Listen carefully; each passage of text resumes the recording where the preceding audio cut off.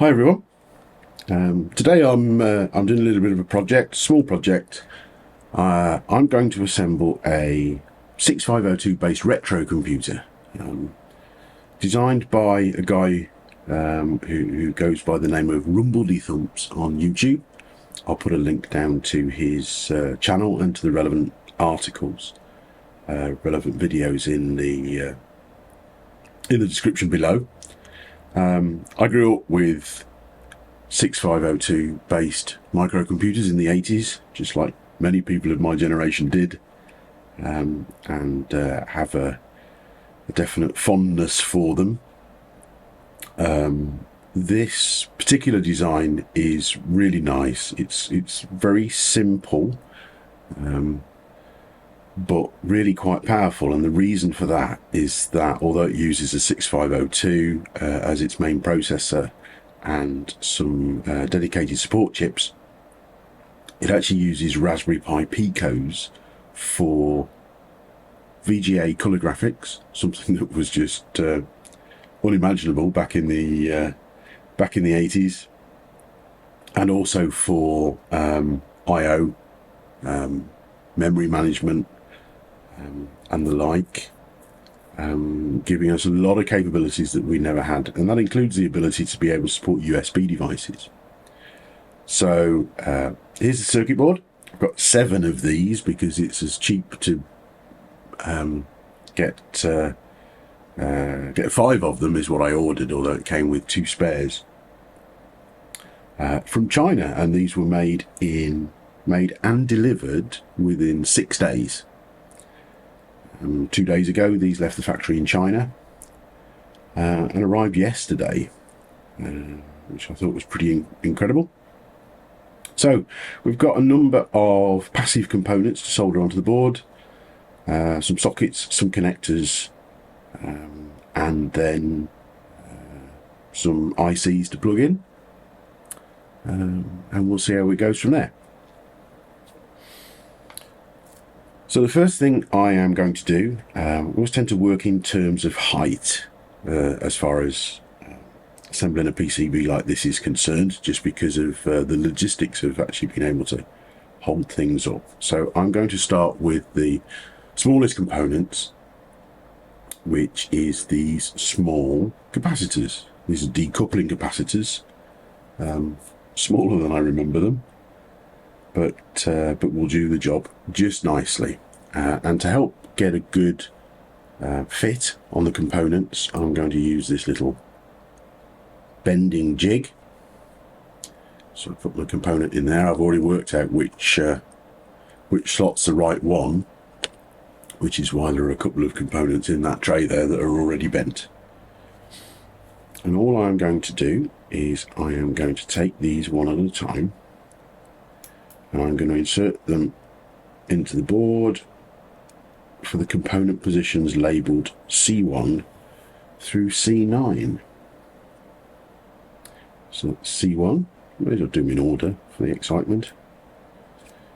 C2,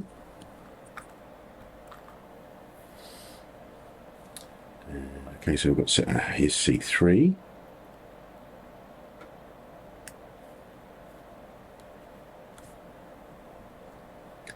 C4,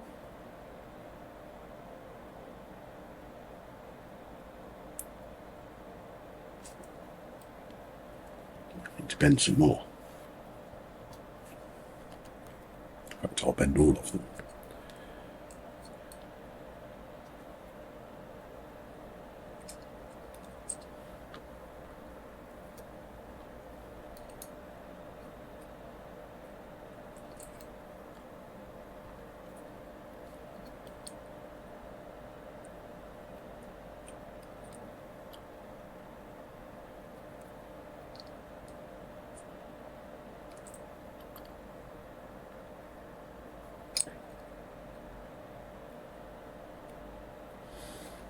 Okay, so where was I? That was C4, so C5.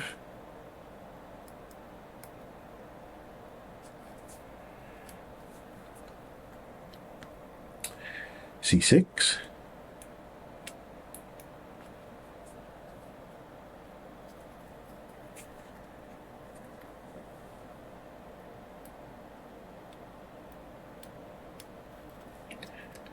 C7, C8, and when I find it, C9.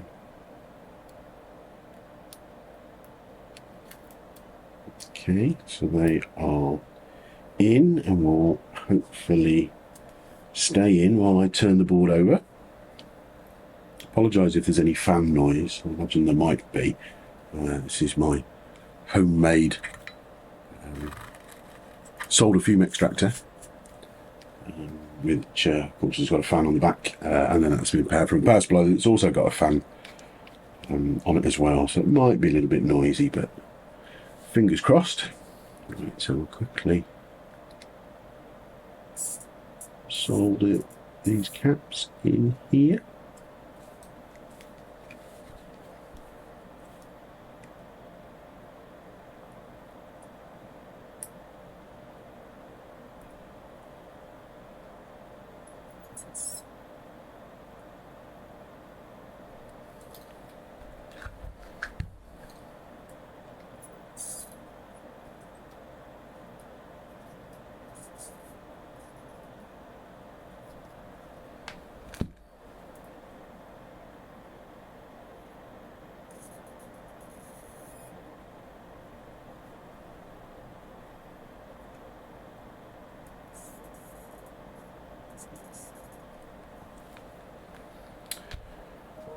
Three.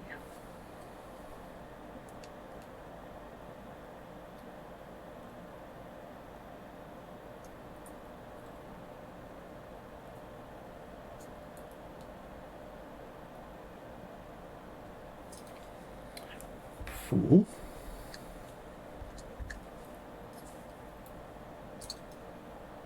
Keeping a bit of pressure on the board, so hopefully the components sit nicely. In fact, I'm going to check what's falling out, of course. Looking good so far. C9 that fell out. Splay those legs a bit.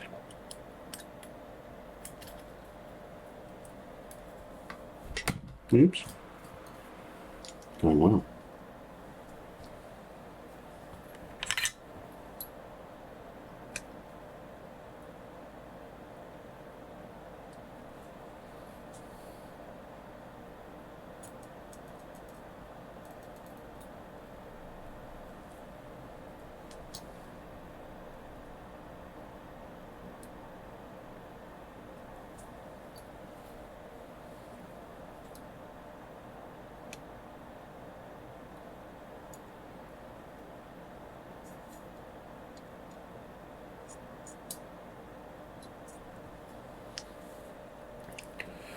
The board around to get slightly better access to these ones.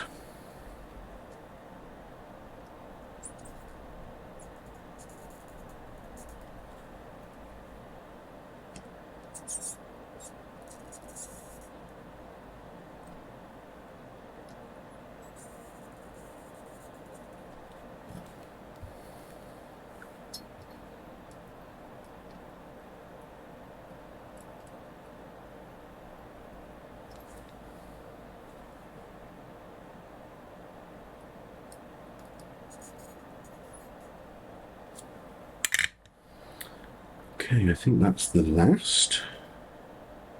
Quick check, they're all sitting nicely on the board. Right, trim those leads.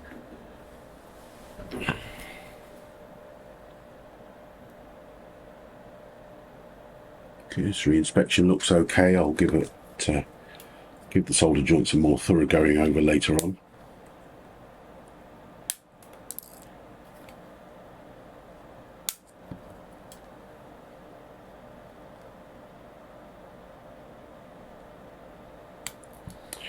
Need some new cutters.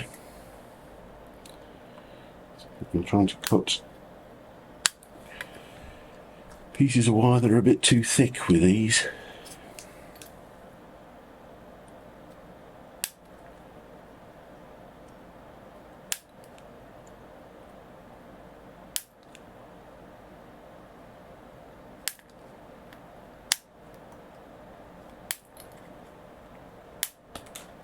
Some of these offcuts are going to take some finding later on.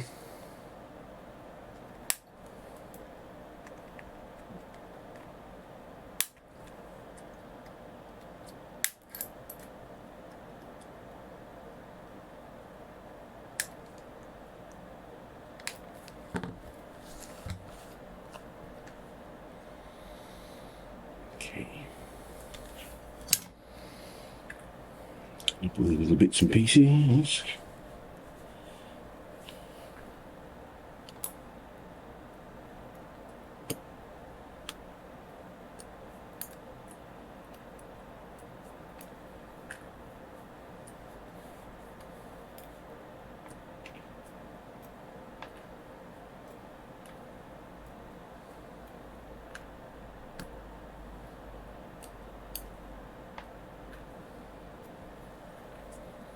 Okay, so that's the first capacitors in.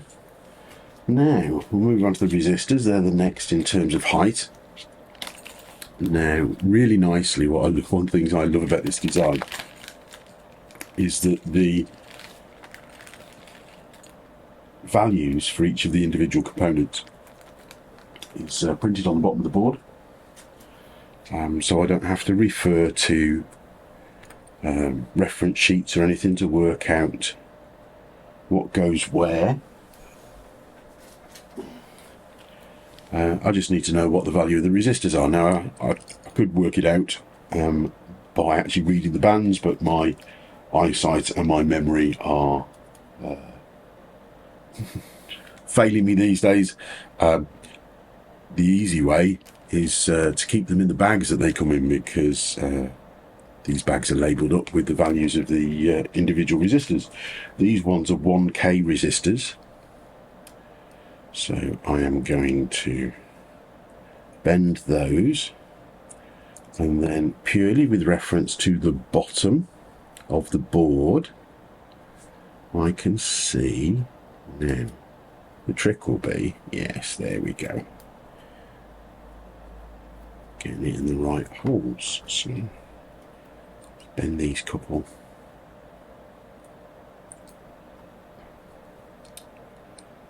Resistors here. So 1K, and guessing at R9, yes, very good. Display those out and it'll help hold them in place. And then 14 seems quite likely. 14 it is. Right.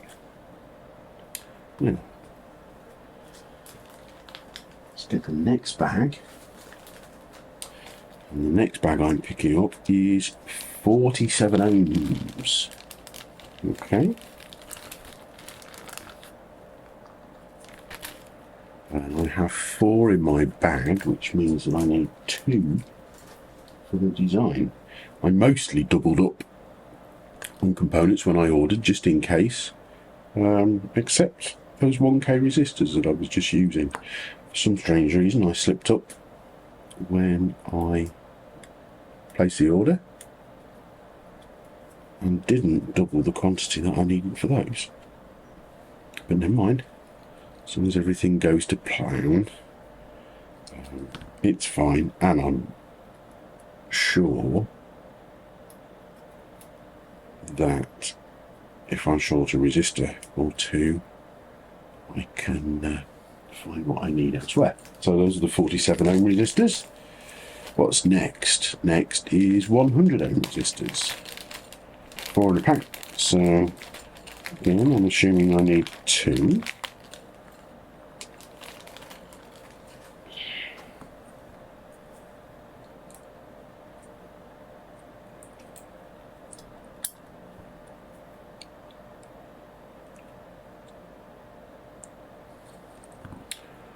$100 ohm there. R23. Yep. Now, I might regret trying to do too many at once here. So I think what I'm going to do in a moment is, this is R20, I will solder these in, clip these leads before I move on to the next.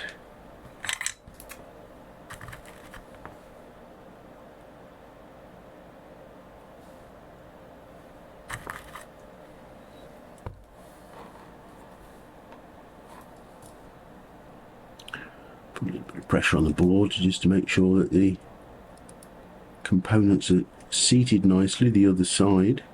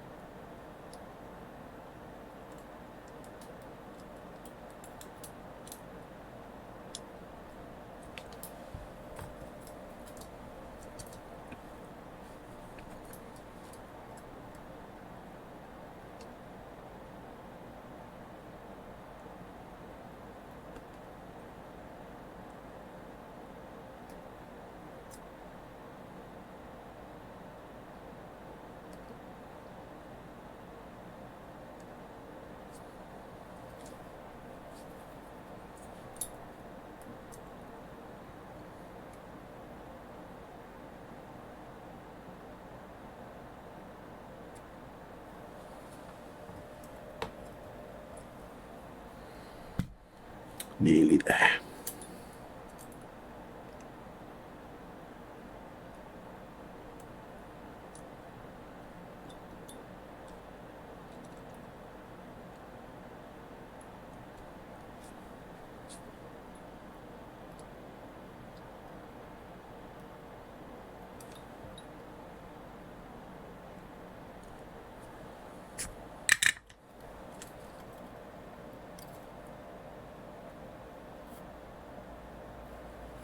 Okay, I can see one that I've missed. Let's get that before I go snipping.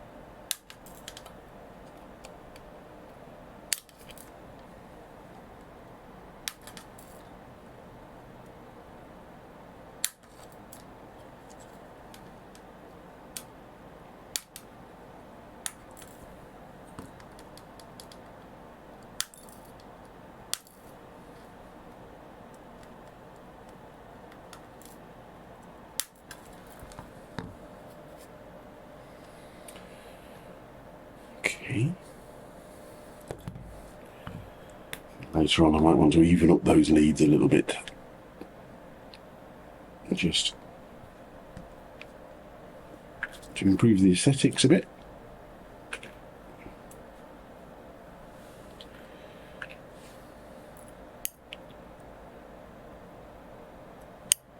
Where's she gone? Don't know where that one's gone.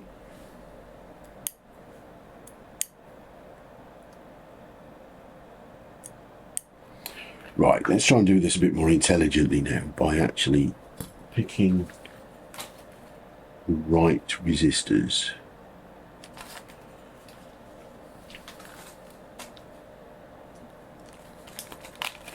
8.06.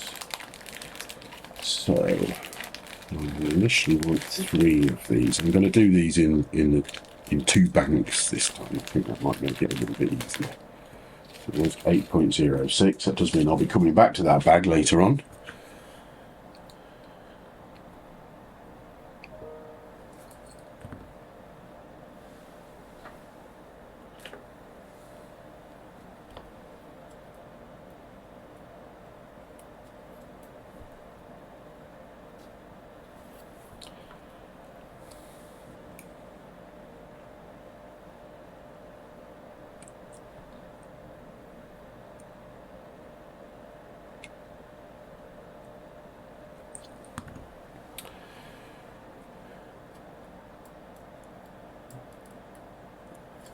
Six, yeah, that's good.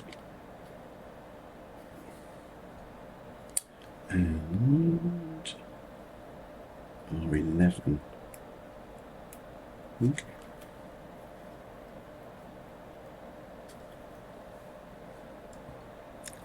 Okay. What's next? 2K.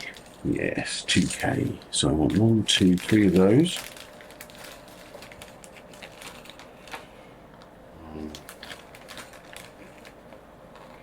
2, 3. I don't need any more of those today.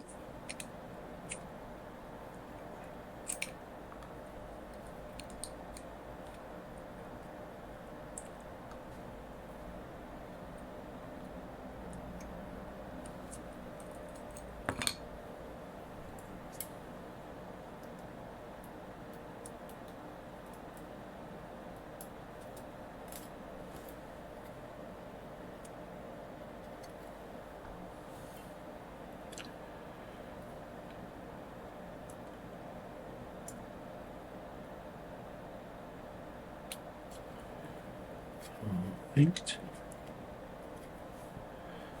And I'm guessing R13. Is it going up in 5s?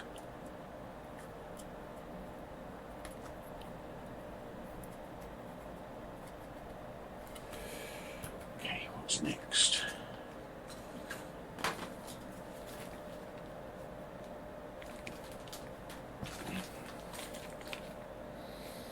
Four 9 atoms, okay, 3 of those.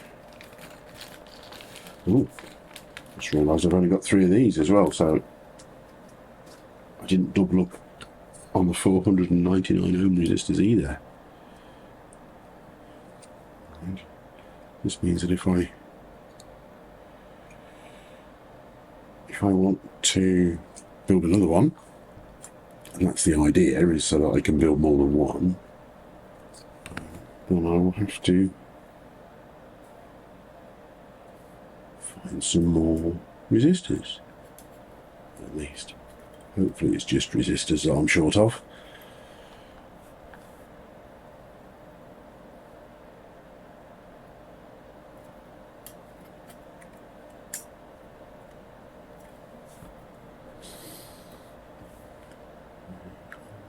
$15.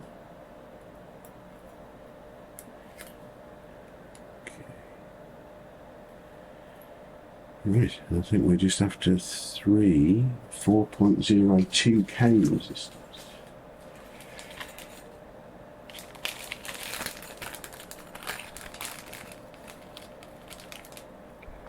One, 2, 3.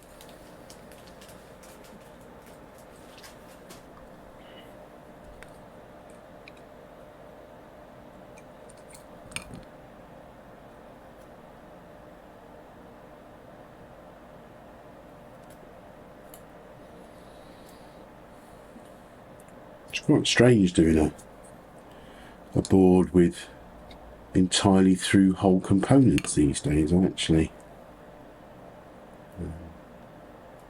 tend to do much more surface mount, which was a bit intimidating the first few times that I did surface mount work, but actually ultimately I find surface mount much easier. wish my eyesight was better. Okay, so it's got all of those resistors in there.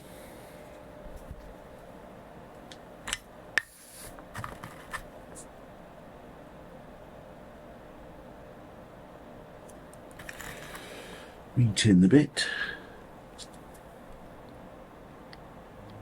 Crack on.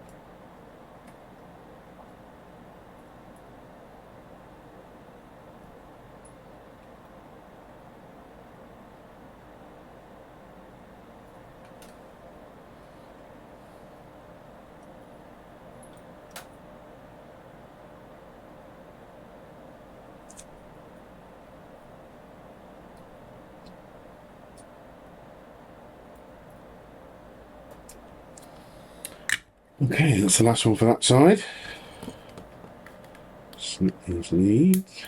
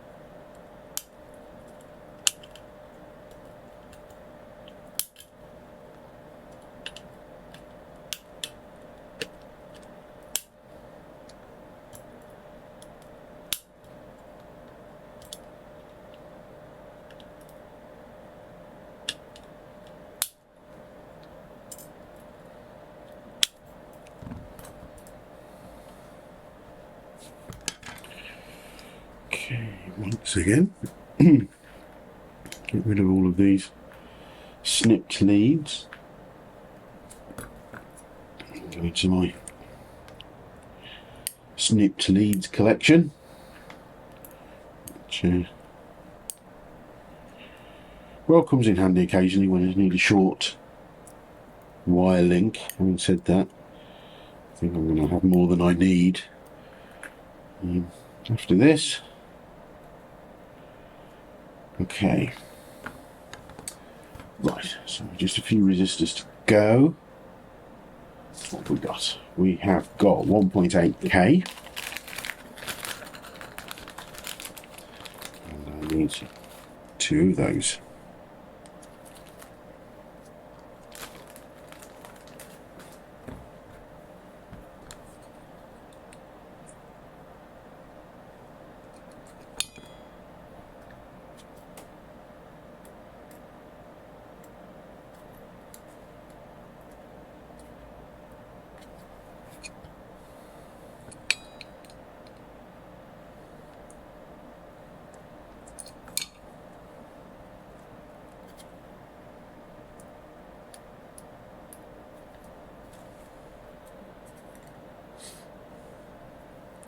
For that. What's next? 220 ohms.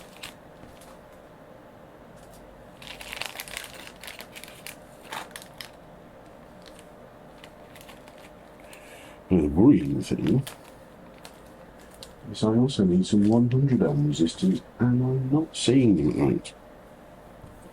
Hopefully I've just misplaced them and not forgotten to order them all together. That would be frustrating, except I've already put the 100 ohm resistors in, which is why I can't find those.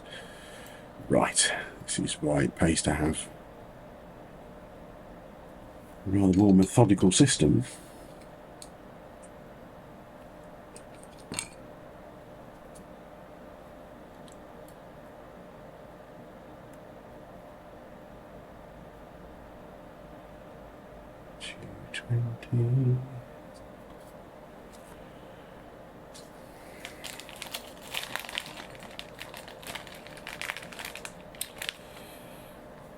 Oh, the other thing I've just noticed I haven't done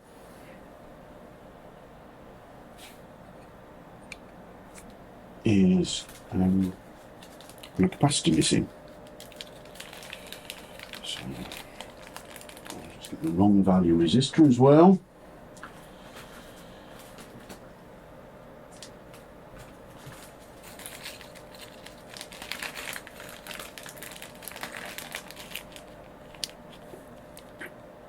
Thankfully, these capacitors are similar enough in size that the fact that I missed that out earlier on shouldn't cause me too much grief.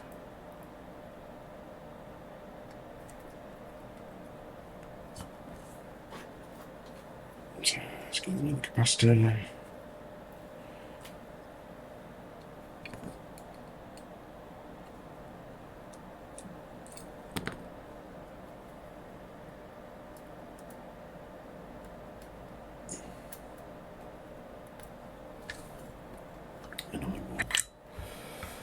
Do that capacitor first of all before I mess it up.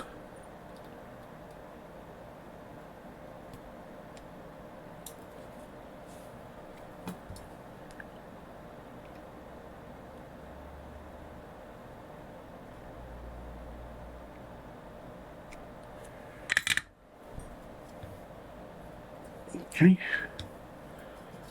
right, and on with the resistors.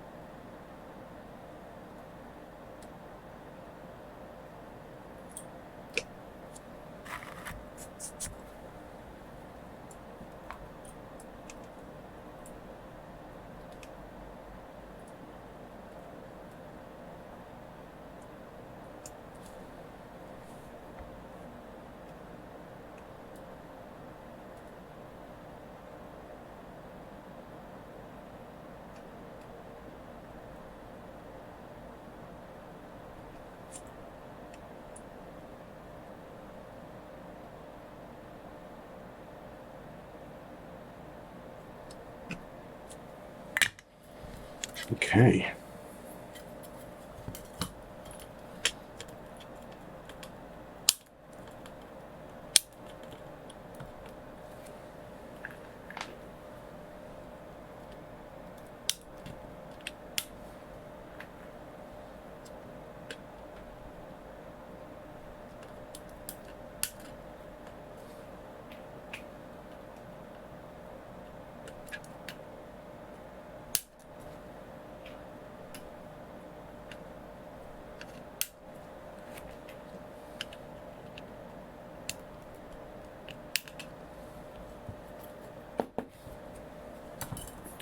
Right, so that is all the resistors in now, and all of the ceramic capacitors, which is great. Now,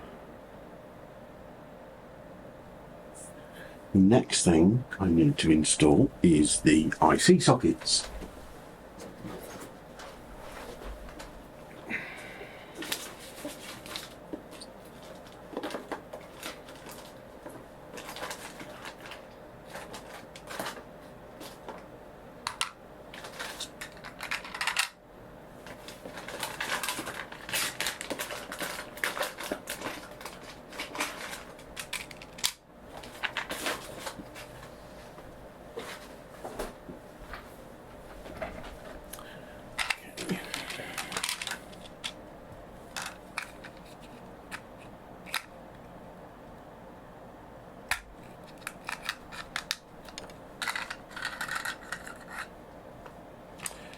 So we've got two 40-pin sockets.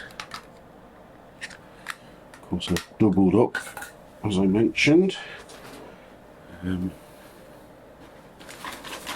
then that one is a 32-pin socket. Where's that? Where are my 32-pin sockets? There. 32-pin sockets. Excellent.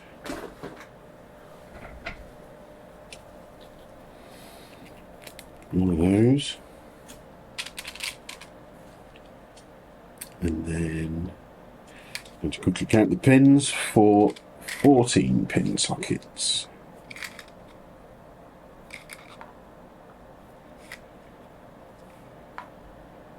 Three 14-pin sockets. Counting's not a strong point today, obviously. Now, these need to go in the right way. There's a notch in the pin 1 end, which needs to align with the corresponding notch on the circuit board.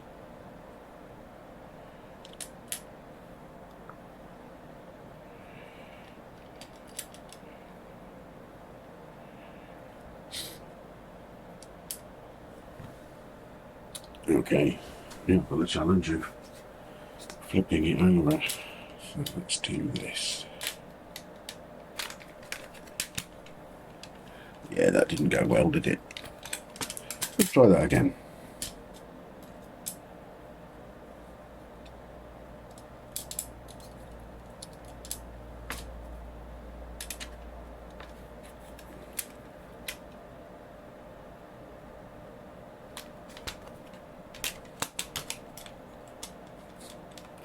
Tell you what I'm going to do. I'm going to do them individually. Not individually necessarily, but maybe individually. At least get them tacked in.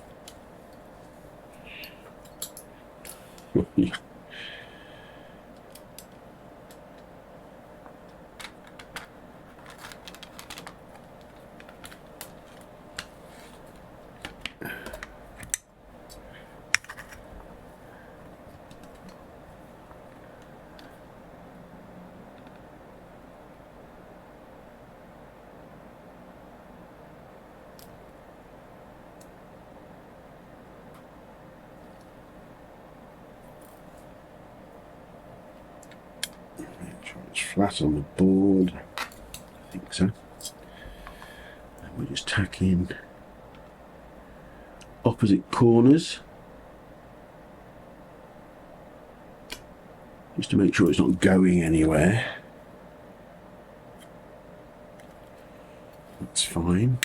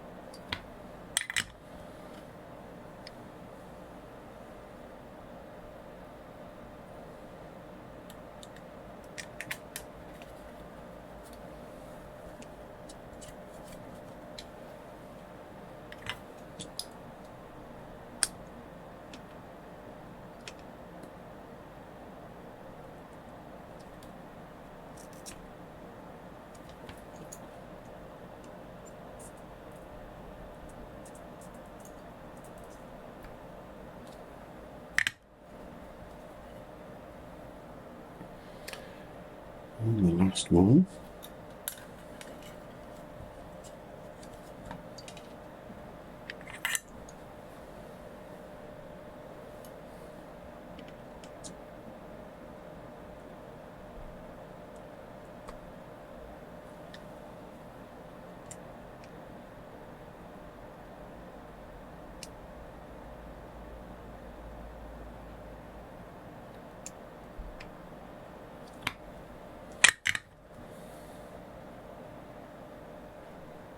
Okay, so it's got them all tacked in, bedded in nicely. And the rather tedious part.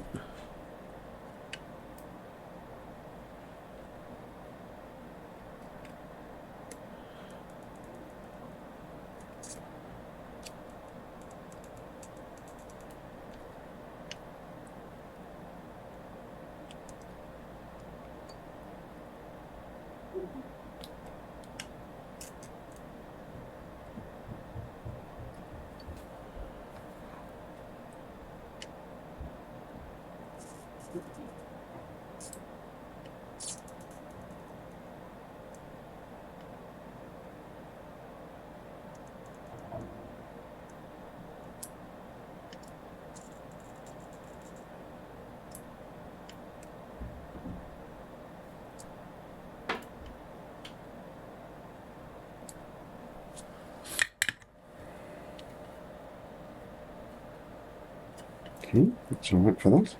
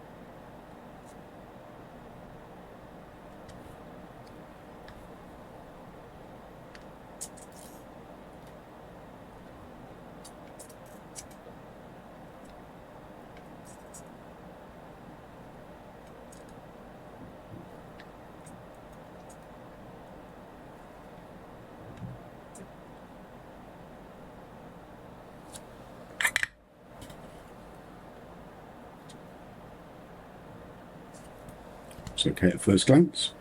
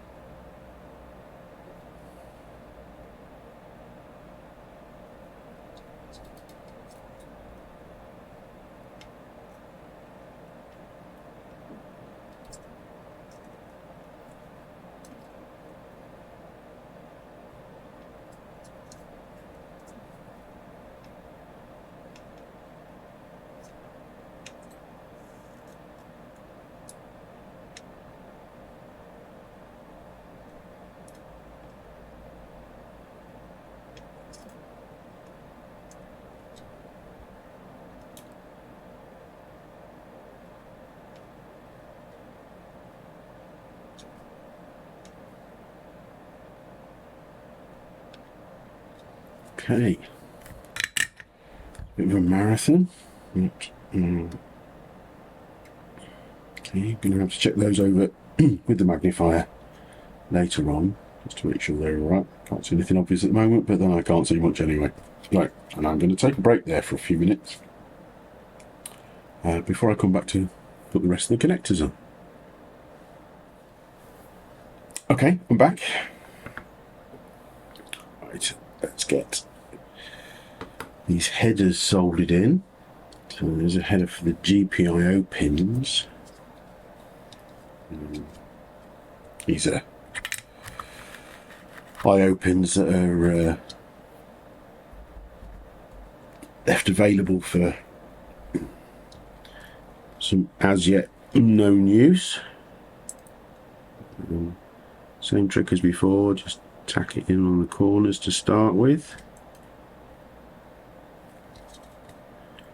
just to make sure that it is in properly.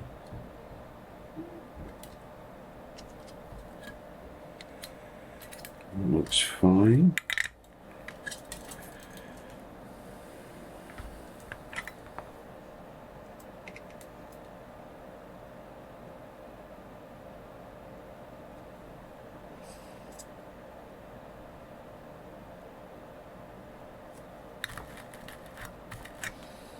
Let's get this soldering iron clean.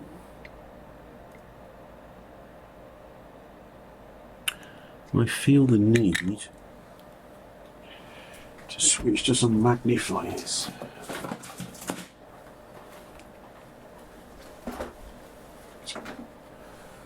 From the geeky ones.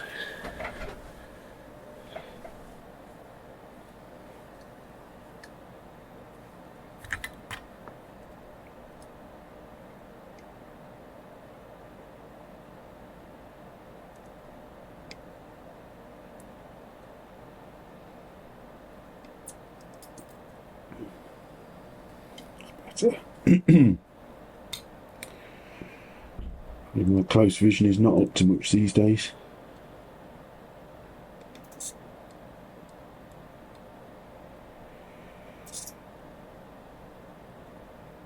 One of the many signs of getting old.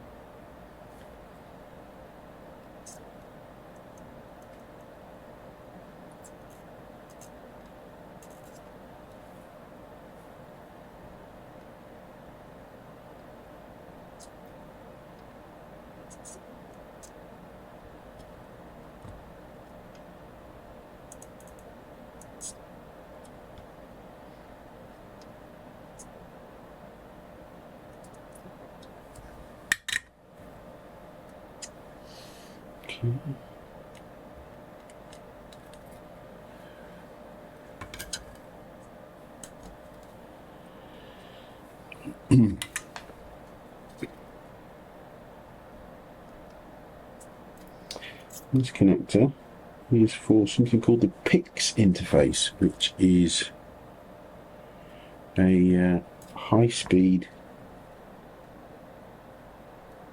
connection between the 6502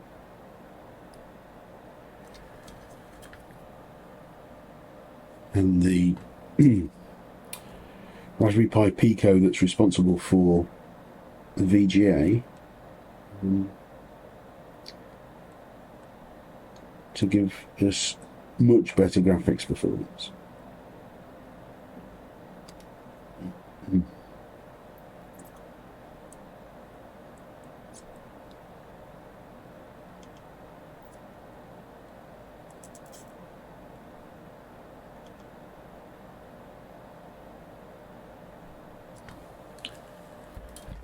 Oops.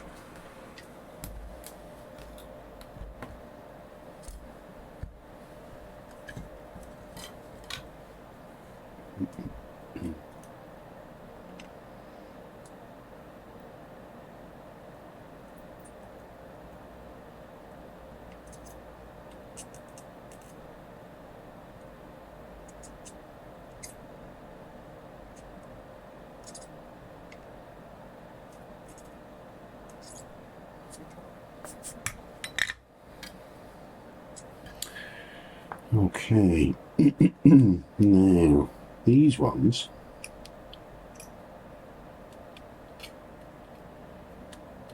which are going to take the Raspberry Pi Picos themselves need to be pretty well aligned.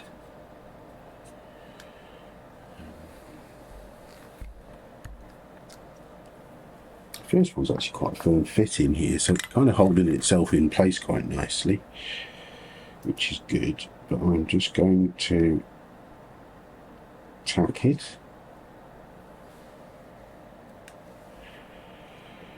And then I should tack the opposite one.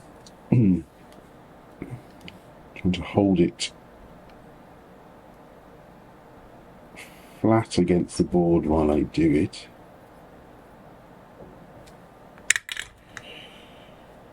In the hope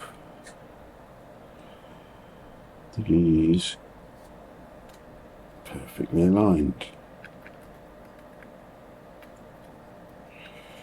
That looks good enough. Do the same over here.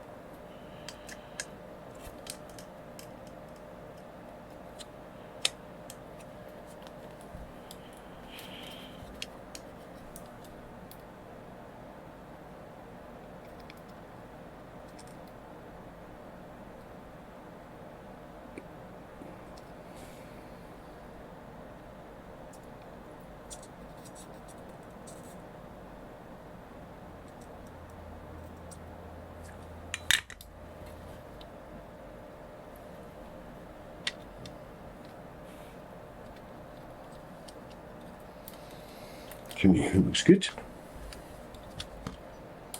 So here we go again.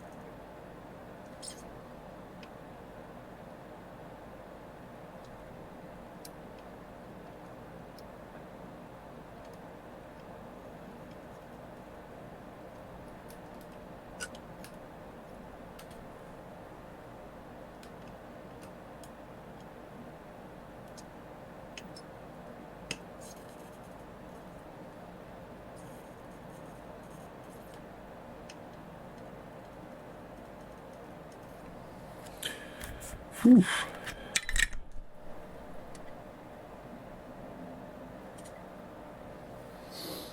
Okay, so what's next?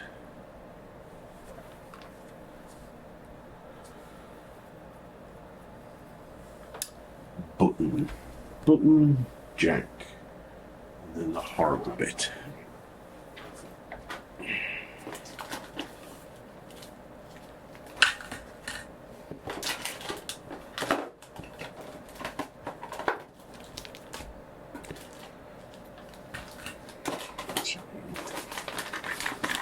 Button, audio jack, and then the bit I'm really not looking forward to.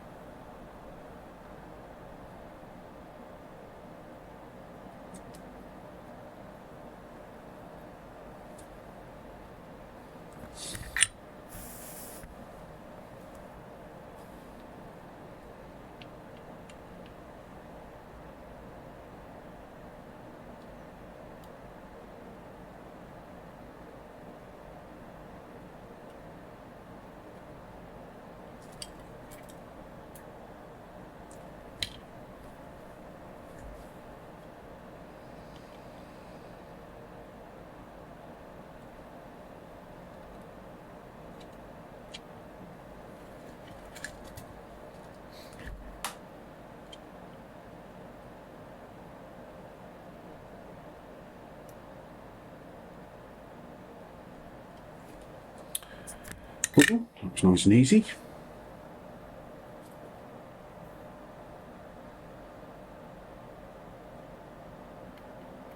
The audio jack.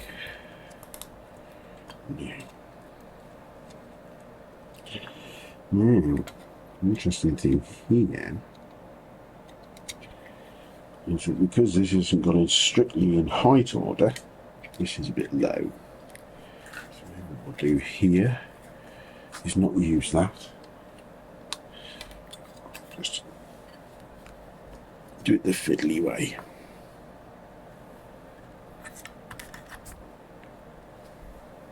Come on, solder.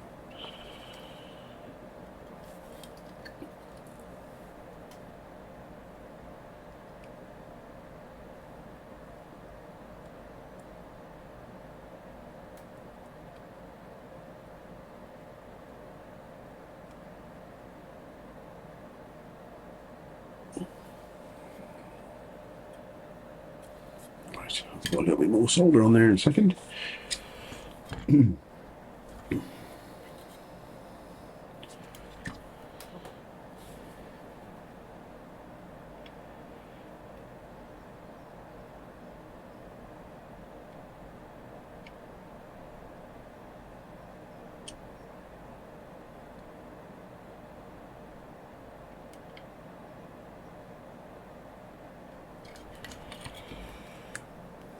Come back to this one. Just put a bit more on. Right. Looks good. I really don't want to have to do this. 15-pin diesel jack for VGA graphics. Fits nicely on the board.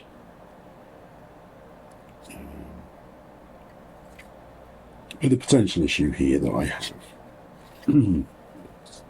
is that there are 3 rows of quite tightly spaced contacts to deal with. First of all, tack the corners again as usual.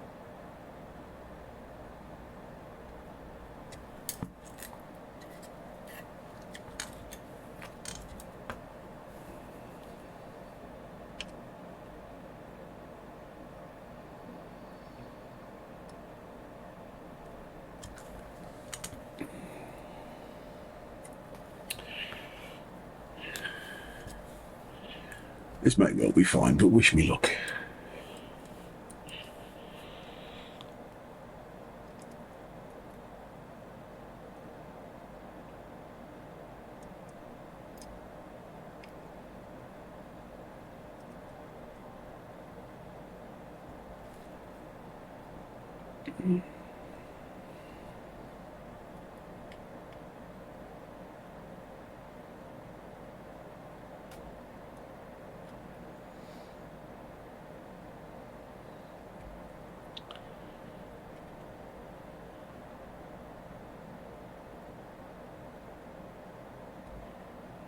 Okay, well, it's the middle row connectors that were the biggest concern, and they weren't too bad.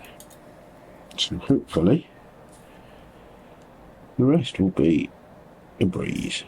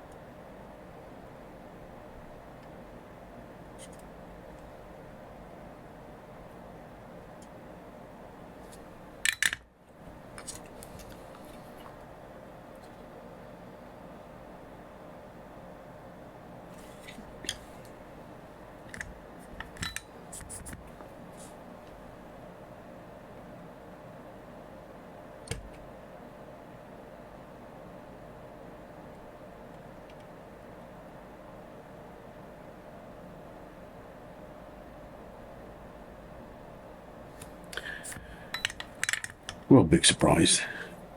The anticipation of that was far worse than the execution.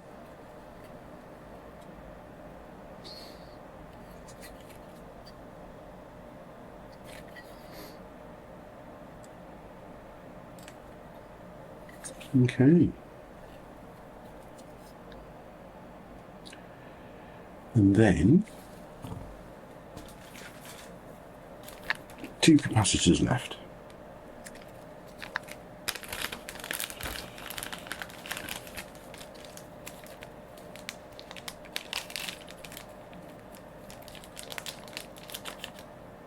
One, 2.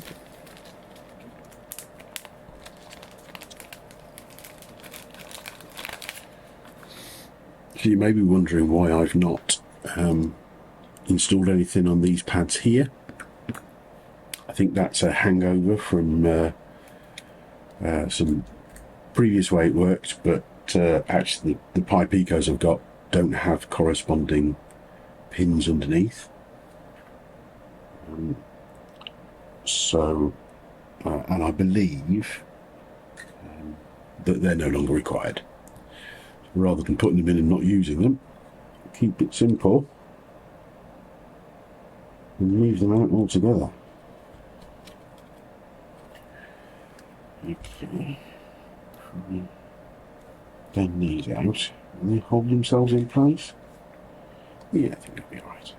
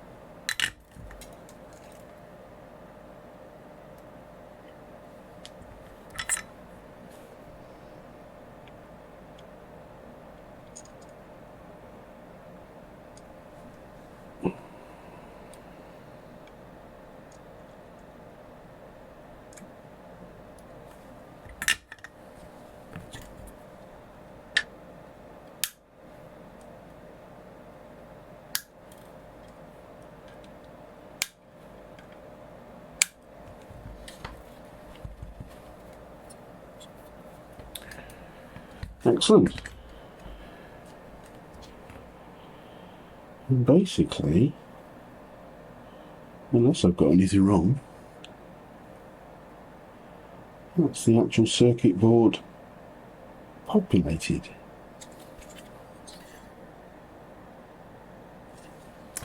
Okay, let me see. Let's bring in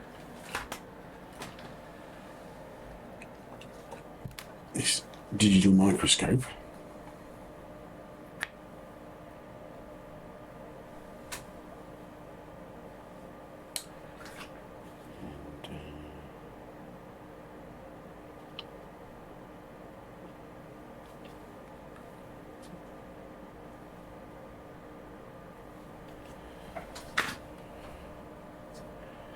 See how it looks.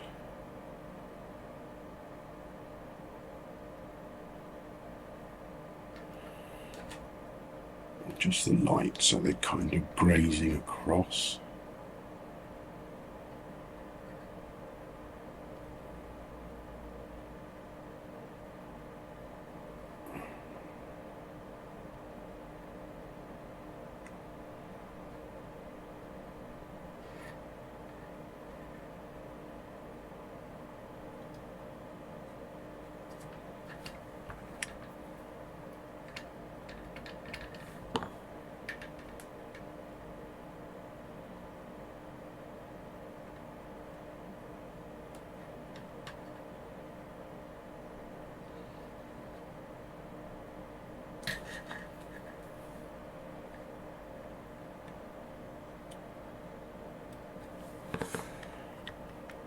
A little bit of a flash there. Making the tip of the irons clean. Where we gone? So where is it? Where are you, blighter? There.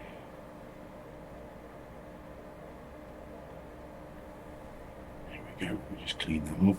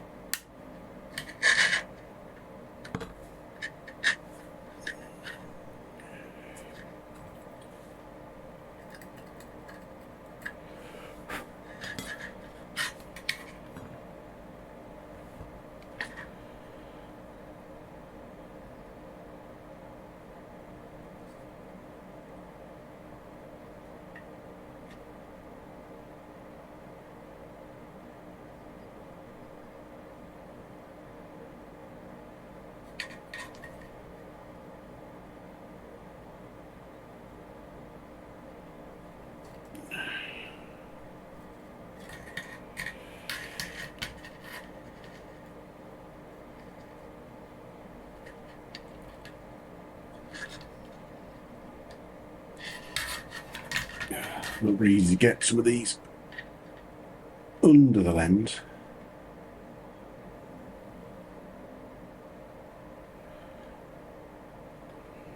What's going on there?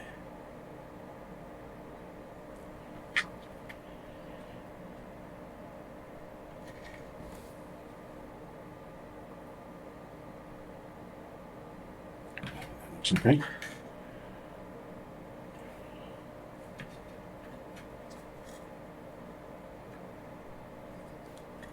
Okay. Well, I think as far as I can tell, that looks okay. I guess we'll find out later.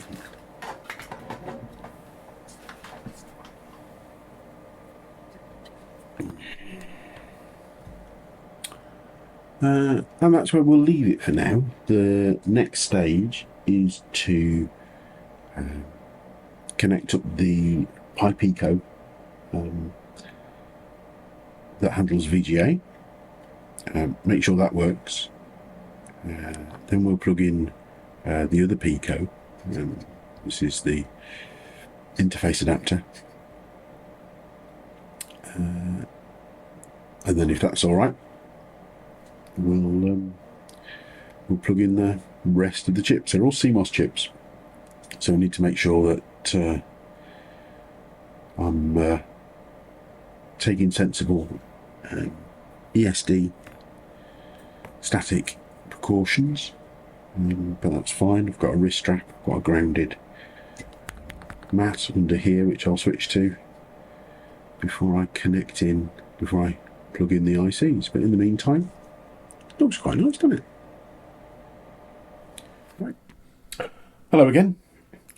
It's the start of a new day, and I'm ready to see if I can get this Picocomputer finished off and working.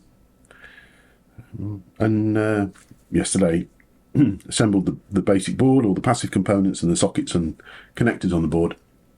Now it's time to put the active components in. So I have switched to my anti-static mat and anti-static wrist strap, because we're going to be dealing with some static sensitive components shortly. Anyway, let's make a start. So we're going to start with the Raspberry Pi Pico, which is responsible for VGA graphics. So this is a regular Pi Pico with headers pre-installed. Of course, you can buy it without headers and then solder them on yourself. And then I have flashed to this device the firmware for the VGA, so the RP6502 VGA firmware. Okay, so quite simply, this goes in the left-hand slot, the VGA slot. Push it firmly in there. Okay, and we can straight away we can do some initial testing with just that device in. So let's do that. First thing, I'm going to power this up, and it's on a conductive anti-static mat. So I'm just going to lift it up, and I'm going to put it on this base just to insulate it from the mat for a while. Now, let's take a look. What I have got here is a little travel monitor. Let's fold the stand down on the back so that hopefully you can see it. Sorry about the reflection. Now, to connect the Picocomputer to the display, I'm using this cheap VGA to HDMI adapter.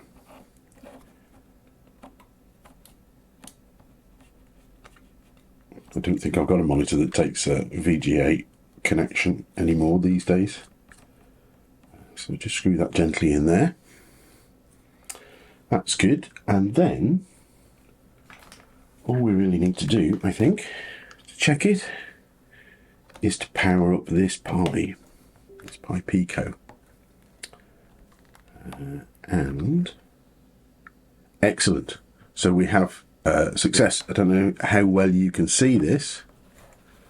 Try adjusting things a little bit.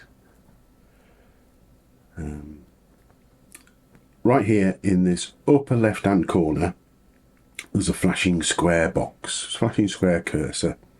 And that's it. At the moment, that's all we expect to see. But that suggests at least that the VGA Pico is functioning. So that's great. Now, let's do the next one. So let's disconnect. This will get quite exciting, hopefully. So the next Pi, exactly the same hardware-wise, but this one has been flashed with the RP6502 RIA firmware. And to install it, just the same, except of course in the opposite socket, power's off. Let's push it firmly into the board. Okay. And apply power again. I don't actually know if it matters, but I'm going to apply power to the RIA Pi Pico this time. And is anything going to happen? Look at that. So hopefully you can see there. Excuse me a minute, I'm going to turn this overhead light off and see if it helps. That's a bit better. Okay, so we've got real output from this Pi. It says Pi Pico, Picocomputer 6502 gives us the RIA version number and the VGA version number. And this, the RIA runs monitor software which we can use to actually interact with the device. Now, of course, the rest of the 6502 processor and support chips aren't in place yet, but we can do some basic checking. Now, what I'm going to do is I want to use a keyboard, so I'm going to disconnect power again at the moment. I'm going to take a small cheap USB hub. Now this is an OTG or on-the-go hub, and I'm going to connect power now into the hub. Excuse the massive cables. Okay, so that's good. That's up. Now let's pop in to the hub little 2.4 gigahertz receiver for my wireless keyboard. Find my wireless keyboard, which is here, and let's see what happens. Okay, so the wireless keyboard is connected. I've got a little light up here to say it's connected via 2.4G, and if I type on the keyboard, it's repeated by the Pi Pico. Let me see. So we can, let's just put in a question mark and take a look, and we can see a list of commands that the monitor supports. So this is all running off the monitor itself is all running off the RIA Pico computer, Pico, and the graphics output, of course, is from the VGA Pico. So there are all sorts of things that we can potentially do here, but of course anything that involves interaction with the 6502 itself is not going to work at the moment, and I can show that. So if I, for instance, try to look at memory address 0 in the 6502 memory space, I get a watchdog timeout error, and that's because there's no hardware there for the RIA to talk to. So that's brilliant so far. We know the board is basically functioning as far as we can tell. So far, the VGA Pico and the RIA Pico seem to be functioning just fine. So let's get to the exciting bit, which is to install the rest of the chipset. So I'm going to put the keyboard away. I'm going to disconnect the power, disconnect the VGA connector for now.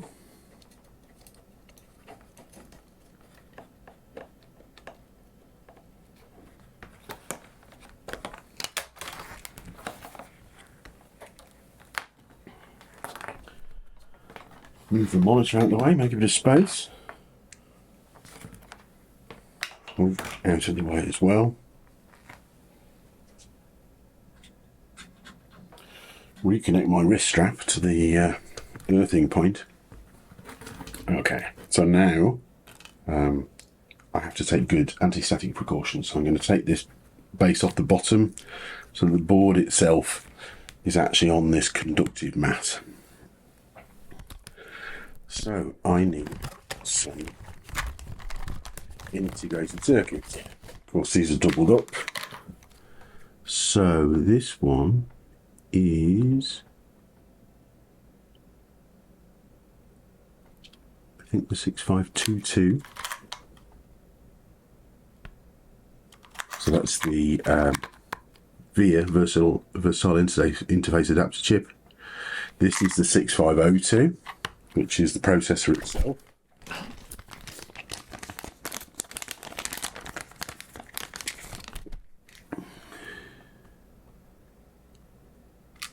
Not sure exactly which one that is at the moment. That is the 74AC00, which belongs here. So that's the upper one. So I'm going to put that there at the top.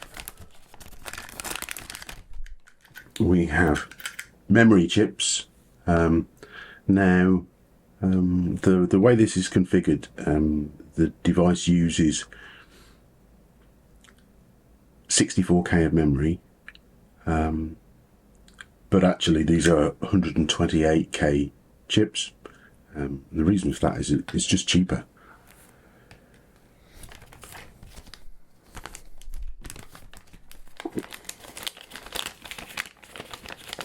What else we've got here? So this is the 74AC02. So they're the second ones down somewhere. Not entirely sure why, but these come in a box. So these, and I will put some. We'll get a magnifier so I can actually properly read this.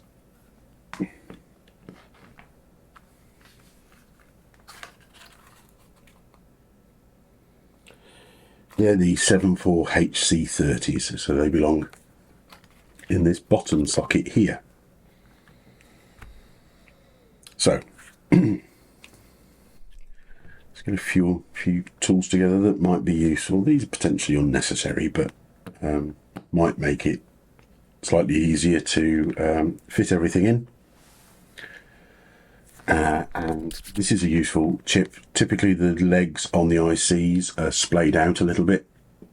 We need to straighten them up to get them in the sockets. In the past I've done it by pressing the legs against the desktop.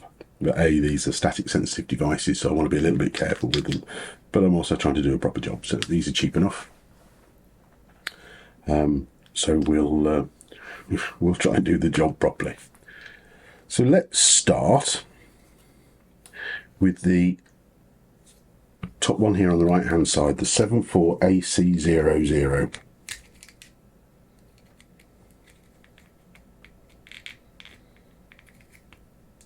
If I can get the pin out that's holding it in here, maybe I'll go for the tape at the other end. Could have prepared for this better.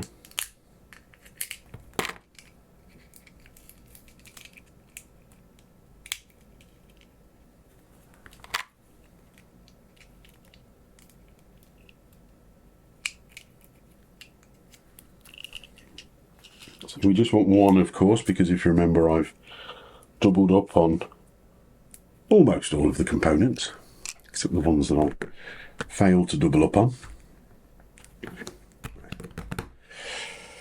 Fingers crossed, I'm nicely discharged.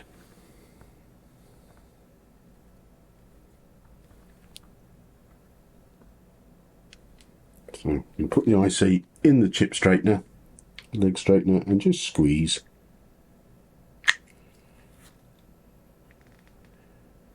And that should hopefully give me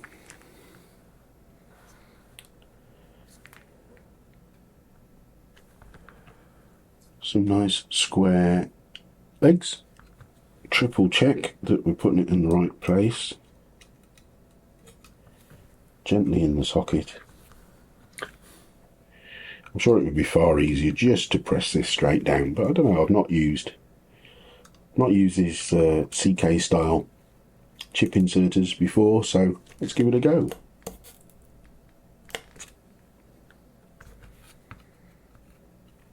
Well, it's in, and it seems to be firmly in, so that's good. Right, that's the first one. So the next one that we want is the 74AC02.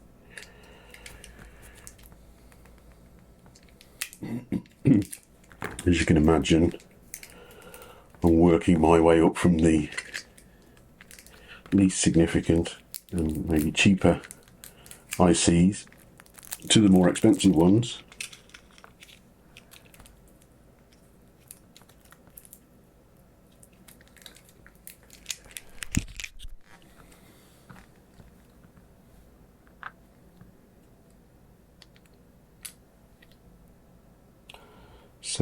AC02.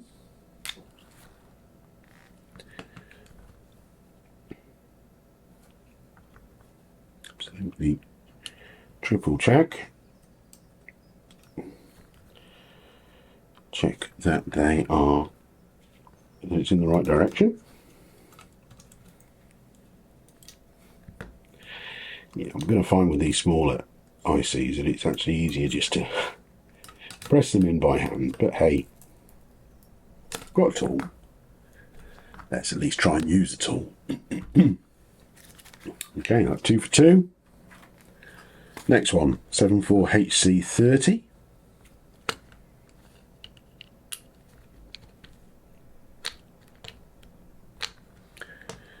Straighten the pins.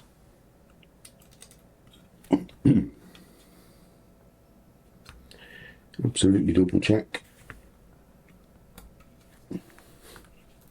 Yeah. Okay. And that one, it was just easier to do without the IC inserter, to be honest. It might be easier later on with the bigger ones. Okay, let's do memory next. Well, the idea of 128 kilobytes of static memory being cheap in the days when I was working with 8-bit devices originally was just difficult to comprehend. So, in the other side of the IC lead straightener, give it a squeeze.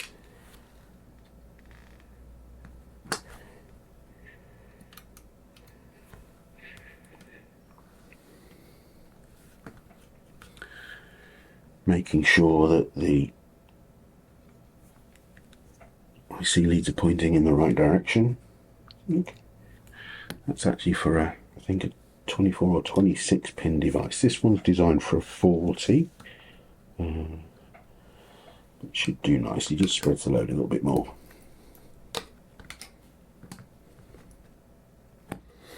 Okay, it's in nicely.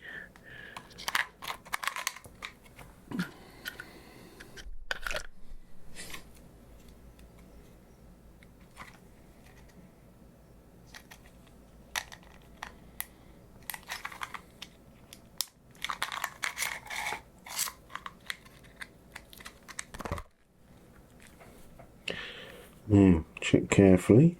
This is the W6522. which goes in this left hand slot. I've just got to be careful here. There's a bend a pin already.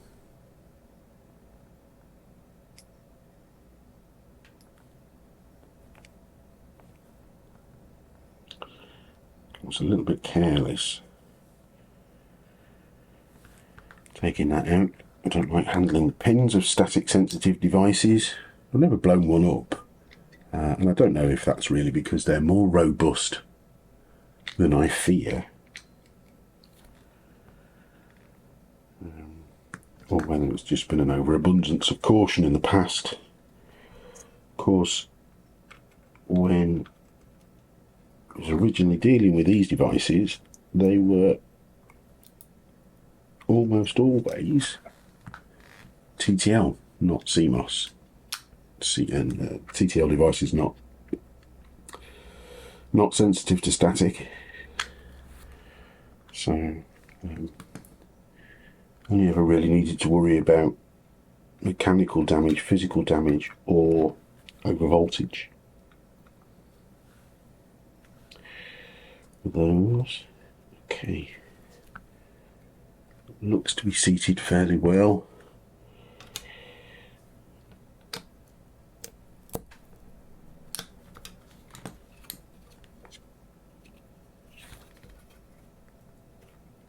That's good, that feels good. And finally,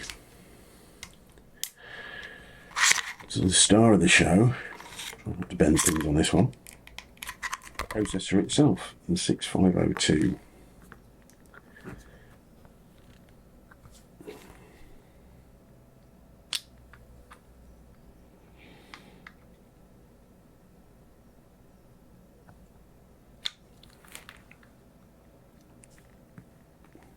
Okay, things look better on this one. Make sure that that's settled in, which it does seem to be nicely. I'll snug the IC inserter on the top. Press down. It doesn't feel as though it's gone all the way down. It's okay, but I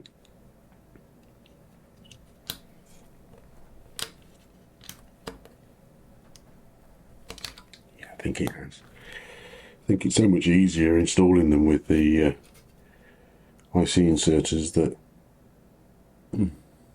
just doesn't feel like it's gone in. Right. Well, that's all of the components on the board. Can make a bit of space, move some things out of the way.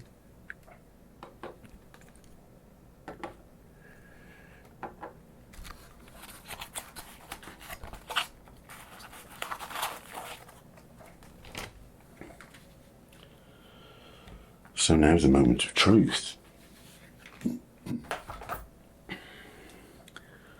Back on with the reading glasses rather than the magnifying glasses. Okay, I'm powering this up, so I don't want it sitting on the anti-static mat. While it's powered, let's bring this monitor back in. And a plethora of cables associated with it. Okay, let's try and get that in a decent spot so you can see it.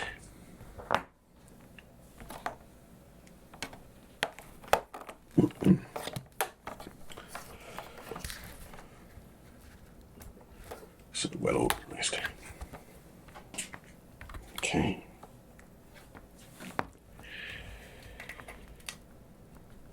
VGA connector.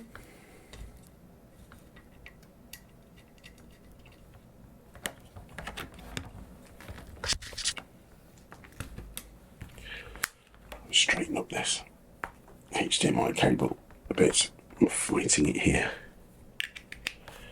It's a little bit better. It's the USB-C power cable to the monitor to get out of the way.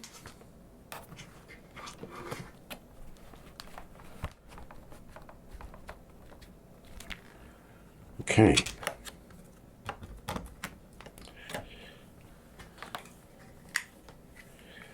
USB hub into the RIA, and then power. I'm taking power from my desktop computer at the moment, although it can be powered, of course, directly from a 5-volt supply. Just double check that I think everything is okay. Moment of truth. If I got the connector in to the hub properly. And what next? Okay, so we've got our monitor back up again. We need our keyboard. A little bit short of space, really, but if I move that to there. Okay, well, as I say, moment of truth. First things first, let's have a look. There we go, at some memory. So just looking at 16 bytes, I think, from address 0. There are values in memory, which is great. No idea if they're the right values in memory, but I'll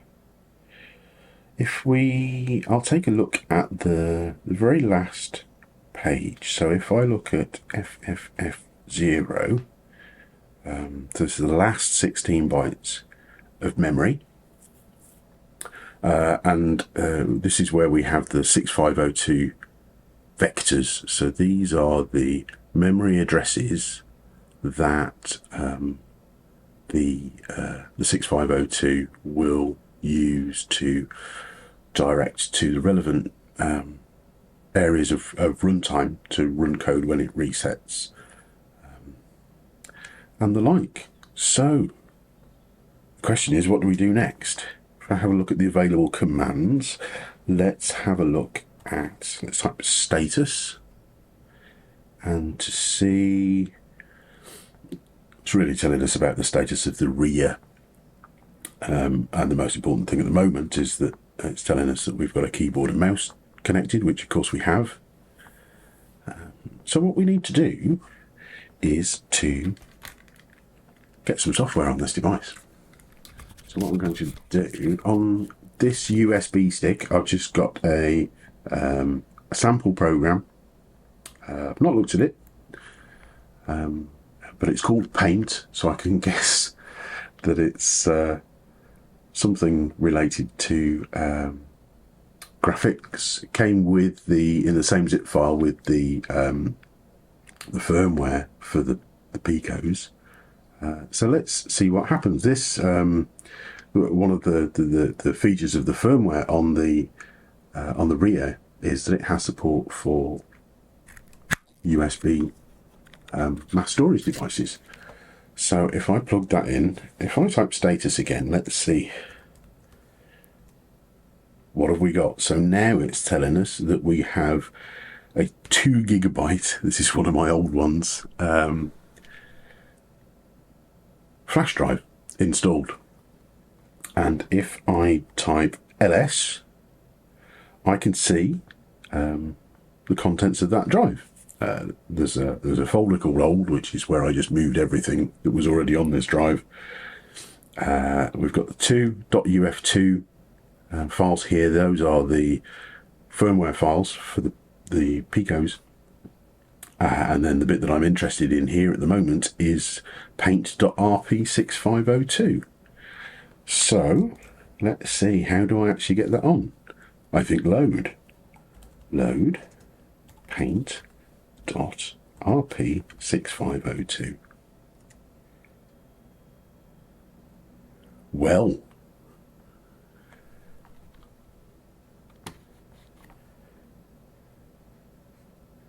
this is magical. Something not quite right about the mouse. I said the mouse, the trackpad on the keyboard.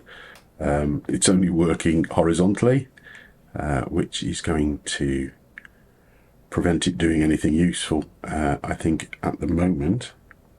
But I can press a button and I can paint in that line, that